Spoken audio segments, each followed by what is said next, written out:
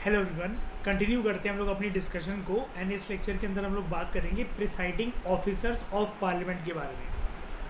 ठीक है, ऑफिसर्स, ये जो प्रिसाइडिंग ऑफिसर्स हैं पार्लियामेंट के, ये लोग एमपी हैं क्या?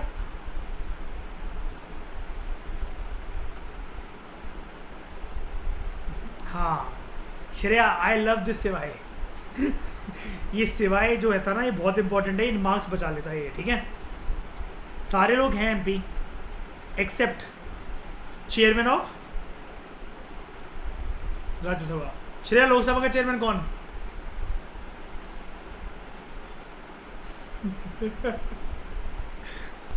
हर एक जो हाउस है पार्लियामेंट का, उसके पास खुद का प्रिसाइडिंग ऑफिसर होता है। जैसे एक स्पीकर, एक डिप्टी स्पीकर होते हैं लोकसभा के अंदर, एक चेयरमैन, एक डिप्टी चेयरमैन राज्यसभा के अंदर।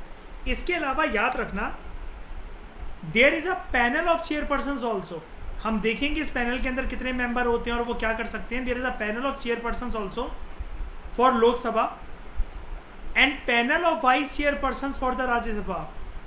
दोस्तों इंपॉर्टेंट बात ये है, बहुत इंपॉर्टेंट, ये जो पैनल है, there is a dedicated team. लेकिन लोकसभा के केस के अंदर पैनल ऑफ स्पीकर्स नहीं बोला जाता है, पैनल ऑफ चेयरपर्सन्स बोला जाता है। यानी कि चेयरपर्सन वर्ड यूज होता है, लेकिन ये सिर्फ और सिर्फ when this word is attached with a panel. Rajya Sabha के केस के अंदर there is no such term called as chairperson which is associated with a panel, with a team. उधर नाम हो जाता है वाइस चेयरपर्सन्स का। समझ रहे हो? यानी कि अगर हम लोकसभा की कॉम्पोजिशन की बात करें, जल्दी बताओ कौन देखने को मिलेगा? Speaker, number 2 deputy speaker, number 3 panel of chairpersons. Rajya Sabha के केस के अंदर टीम बताना जरा। Number 1 chairperson, number 2 deputy chairman, number 3 panel of vice chairperson. Panel, ठीक है। सबसे पहले बात करते हैं हम लोग स्पीकर लोकसभा के। लोकसभा का स्पीकर कौन है?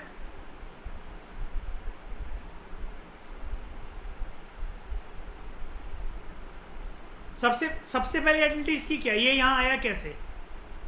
सबसे पहले क्या था ये?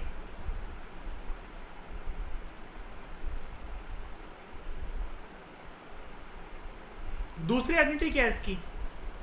लोकसभा के अंदर इसका कद क्या है, इसकी और इसका औहदा क्या है, इसकी औकात क्या है?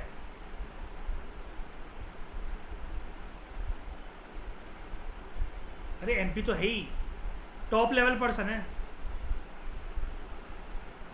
और इस टॉप लेवल पर्सन को हम लोग क्या कहते हैं? Presiding officer. अरे स्पीकर तो सामने देख रहा है मुझे स्क्रीन पे यार, ठीक है। प्रिसाइडिंग ऑफिसर यानी कि he is the apex authority of which house? Lok Sabha. अच्छा, अगर ये स्पीकर है तो क्या ये एमपी रहेगा?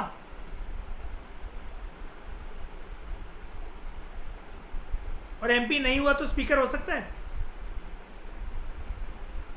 देखते हैं, जो गलत हुआ उसकी तशरीफ मारूंगा। रुक जाओ। इलेक्शन एंड टेन्योर,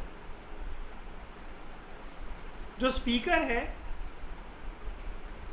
शी और he is elected by the Lok Sabha from amongst its members. यानी कि स्पीकर का चुनाव, देख रहे हो, नॉमिनेट नहीं होता है।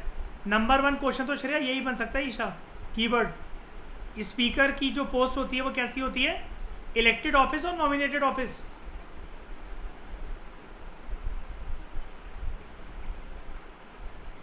प्रीलिम्स का एक क्वेश्चन ये श्रेया अपने आप में। अच्छा श्रेया, कुणाल, ऑर्डर में जो चीज़ है इस चैप्टर के अंदर वो फॉलो करते रहना, लेकिन जो साइमल्टेनियसली चलती जाएगी ना श्रेया, उसको A4 शीट पे लिखते रहना। बाद में तो एडिशनल जो A4 शीट्स बनेंगी उसके आगे अटैच कर देना उसको आगे, क्या दिक्कत है? वरना फिर एक साथ सब कुछ करना बहुत मुश्किल हो जाएगा। ठीक है।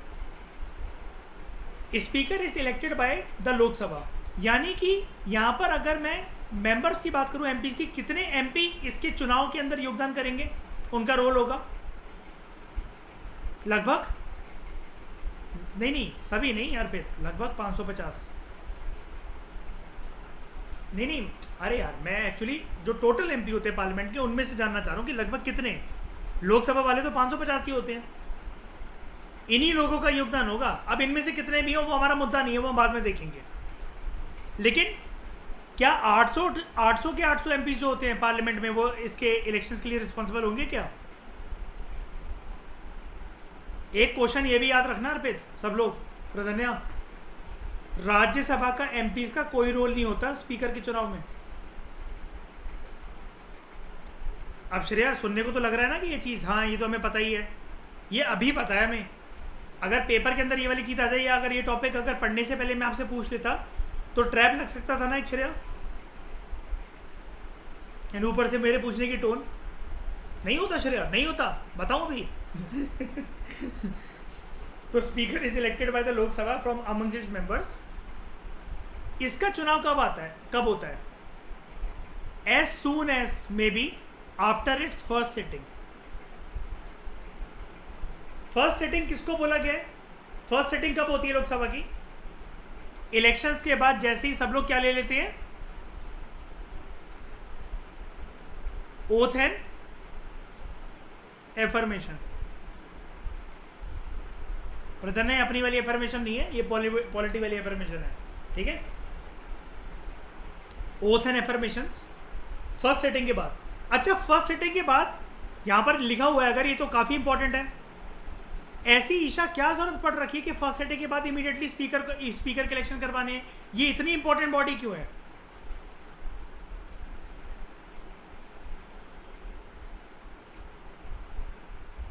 वो तो ठीक है, प्रेसाइडिंग ऑफिसर क्या, वो तो एक लेवल है ना, टॉप का बंदा है, ठीक है। ये ना होगा तो क्या काम नहीं चलेगा क्या? बिल्कुल नहीं चलेगा। बोलो भाई, नहीं चलेगा। कैसे चलेगा? क्योंकि इसमें सबसे इंपॉर्टेंट डेकोरम मेंटेन करता है, वरना सब लोग कुर्सियां, जूते, चप्पल सब फेंकते फिरे वहां पर। सही बात है। अर्पित, राहुल गांधी जी किसकी वजह से बाहर गए हैं? किसने बाहर करा उनको? स्पीकर। तो whenever the office of the speaker falls vacant, अभी मैं ये भी बताऊंगा वैकेंसी किस किस वजह से आ सकती है। लोकसभा इमीडिएटली अनदर मेंबर को इलेक्ट करती है इस वैकेंसी को फिल करने के लिए। ये जो पोस्ट है खाली नहीं रहनी चाहिए। इलेक्शन होता है अगेन इसका, ठीक है। ऐसा नहीं कि वैकेंसी आ गई। अगर वैकेंसी किस किस वजह से आ सकती है, क्या क्या हो सकता है ऐसा कि स्पीकर की पोस्ट खाली हो गई? रेजिग्नेशन नंबर 1, नंबर 2 मर जाए, नंबर 3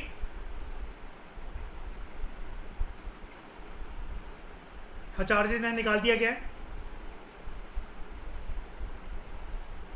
क्या कह रहे हो आप? हाँ हाँ हाँ, उसको कौन निकालेगा मतलब?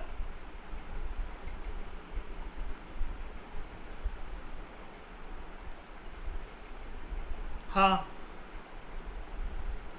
हाँ हाँ हाँ, ठीक है। प्रेसिडेंट समझ गया। सब president date of the speaker जो होती है इलेक्शन की, इसकी date of the election of the speaker is fix by the president. President इसमें जल्दबाजी दिखाएगा या डिले? जल्दबाजी। प्रेसिडेंट को जल्दबाजी दिखाने के लिए बोलता कौन है? पीछे से स्टोरी क्या है?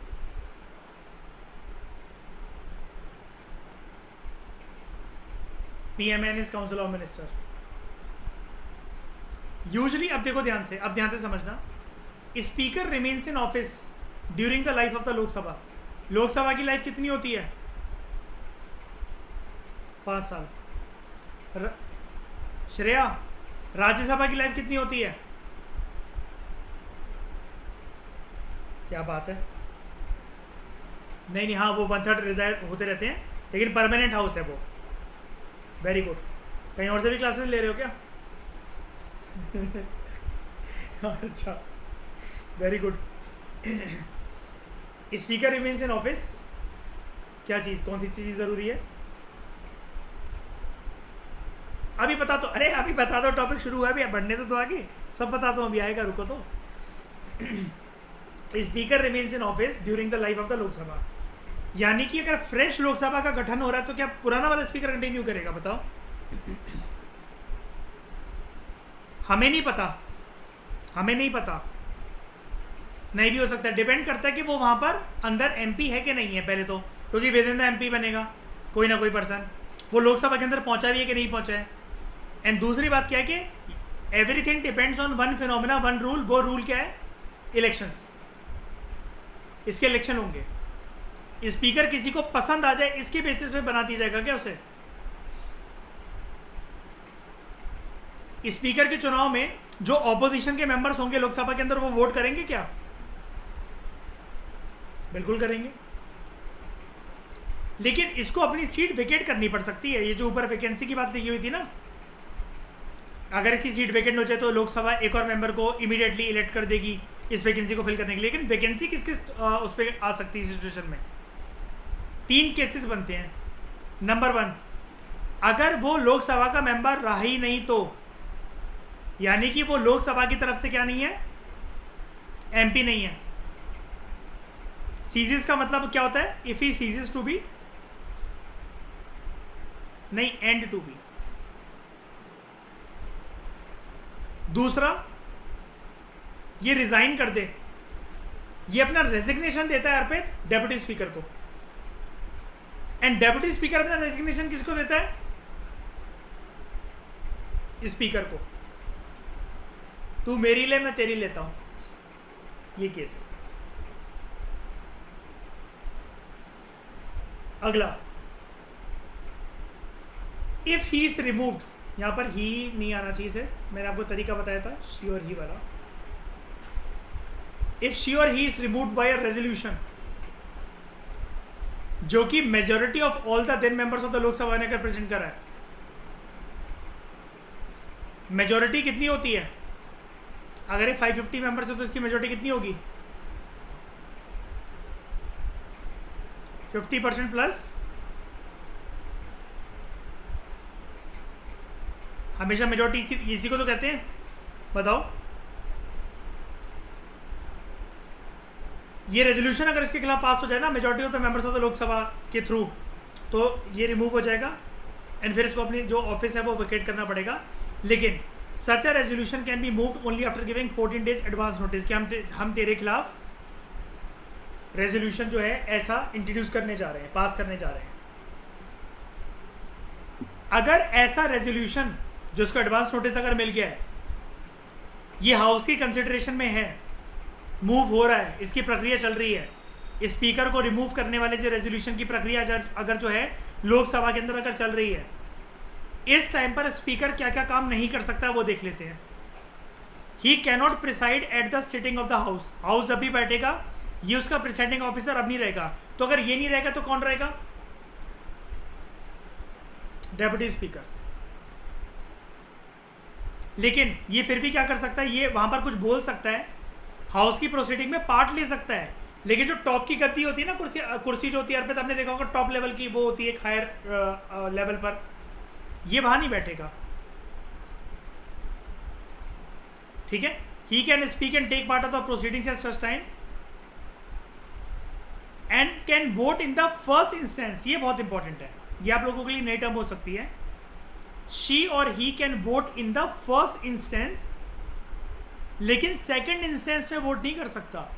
अब ये क्या होता है समझो, पहली बार किसी टॉपिक के ऊपर वोटिंग हो रही है, मान लो ईडब्ल्यूएस के आरक्षण के ऊपर, इनको आरक्षण देना कि नहीं देना, कैटेगरी बनाई जानी, कुछ भी ऐसा मुद्दा है, वोटिंग हो रही है। ये उस टाइम पर जब इसके रिमूवल के लिए रेजोल्यूशन जो है वो हाउस की कंसिडरेशन में घूम रहा है, तब ये इस टाइम पर प्रिसाइड तो नहीं कर सकते, डेप्यूटी स्पीकर होगा वहाँ पर। डेप्यूटी स्पीकर नहीं है तो वो मैं आपको आगे बताऊंगा कि और कौन हो सकता है, लेकिन कुल मिलाकर ये नहीं है। ये बोल सकता है, हाउस की प्रोसीडिंग में पार्ट ले सकता है, जब वोटिंग होगी पहली बार यानी कि वो उस मुद्दे के ऊपर चर्चा हुई एंड वहां पर फिर वोटिंग होना स्टार्ट हुई। जब सारे एमपीज अपना वोट डाल रहे हैं, ये भी अपना वोट डाल देगा। लेकिन अगर वोट में इक्वालिटी आ गई, इक्वालिटी इन द सेंस कि टाई हो गया,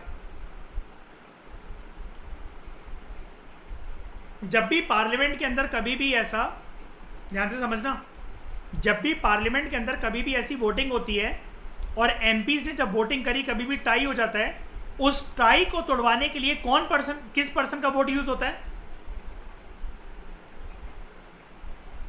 स्पीकर का।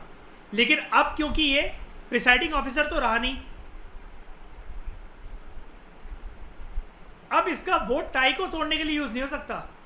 और इस टाई को कहते हैं, इस इक्वलिटी ऑफ वोट को कहते हैं वोटिंग इन, लिख लो इसको, लक्ष्मीकांत में गिवन नहीं, और जो क्वेश्चन है वो आ जाएगा पेपर के अंदर, वोटिंग इन सेकेंड इंस्टेंस।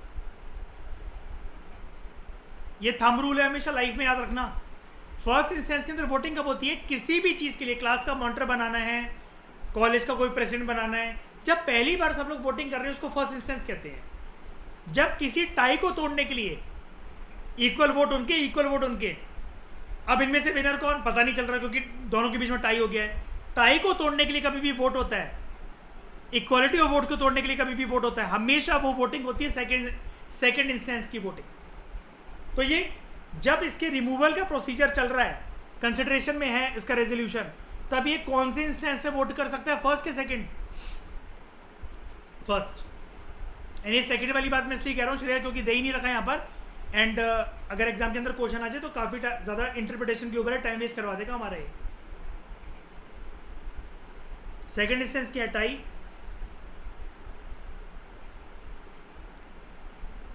यहां पर याद रखना, जब भी लोकसभा जो है वो डिसॉल्व हो जाए,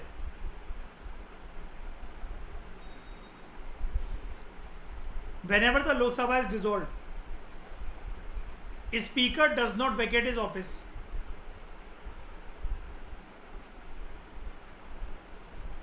अगर डिसॉल्व हो गई, डिसॉल्व का मतलब क्या होता है? 5 साल कंप्लीट कर लिए उसने, वो तो हो गया ऑटोमेटिक डिसोल्यूशन। और डिसॉल्व कैसे हो सकती है?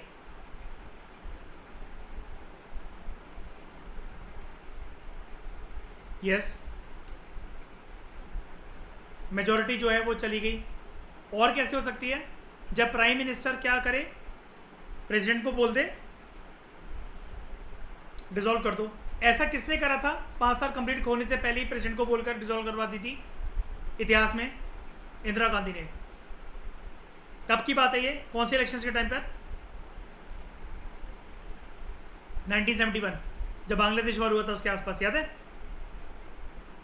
तो speaker does not vacate his office and continues till the newly elected Lok Sabha meet. जब तक नई लोकसभा मिलती नहीं है तब तक ये उस पर रहता है। अब मेरी बात ध्यान से सुनना, अब इस प्रोसेस को हम लोग लेकर जाते हैं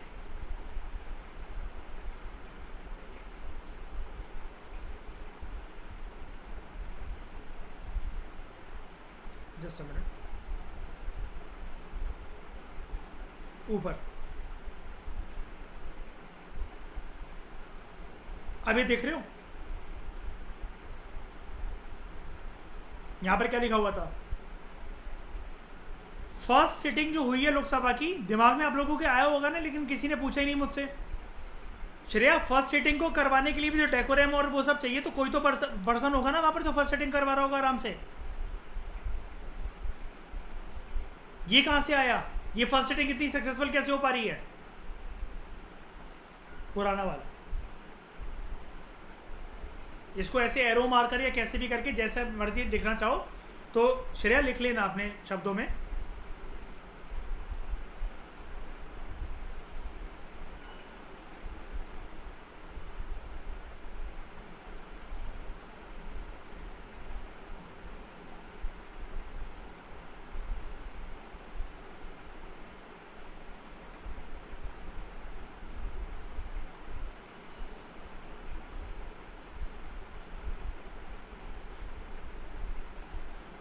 पुराना वाला स्पीकर काम आता है फर्स्ट सेटिंग करवाने के लिए। ऐश्वर्या पक्का डालेगी नोट्स में, देखना। नहीं ऐसे लगता है ऐश्वर्या अपने तुम्हारे नोट, क्योंकि जो मैं बोलते रहता हूँ ना, इवन उसमें हिंदी वाले शब्द मेरे डले हुए हैं, गालियाँ तक लिख लेती है मेरी अपने नोट्स में, कह रही याद आ जाता उससे।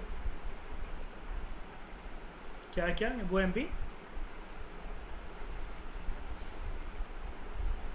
हाँ अगर नई लोकसभा बनेगी तब तक बस एक बारी फर्स्ट मीटिंग वो जो है नई लोकसभा की फर्स्ट सीटिंग करवा दे बस एक बार, ये वो लोग नए वाले को चुन लेंगे, निकल ले फिर अपना आराम से, समझ गए। इस डिस्कशन में फिलहाल इतना ही। Thank you very much for discussion.